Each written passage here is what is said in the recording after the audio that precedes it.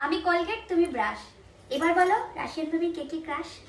আমি মহাদেবের ভক্ত, আর তুমি গোল্ডেন গাছির চত্বরে বিক্রি হওয়া 50 টাকার পচা গোলাপ ফুল গো। গায়ের কালার একটু ফর্সা হয়েছে দেখে কুচবি।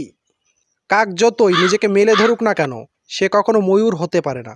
ঠিক তেমনি তুমি নিজেকে যতই রাশিয়ান দাবি করো না কেন, মেন জায়গাটা কিন্তু কালো। নিঃসন্দেহে তুই ঠিক কথা বলেছিস।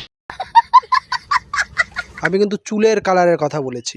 রাশিয়ানদের চুলের কালার দেখবেন হচ্ছে সাদা, ইন্ডিয়ান চুলের কালার হয় কালো। हरामी हो बेटा।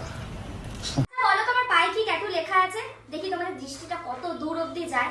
বলো বলো বলো। আমার জীবনে একটাই আফসোস গো বৌদি, আমি যখন পড়াশোনা করেছিলাম তুমি যে কোথায় ছিলে।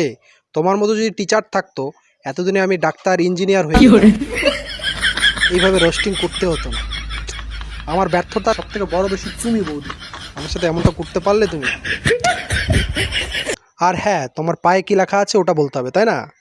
আমার দৃষ্টিশক্তি যা প্রখর, বলে দিচ্ছি দাঁড়াও। ওখানে লেখা আছে তোমার চরিত্র খাতার 12 নম্বর পাতায় উঠিয়ে রাখার মতো।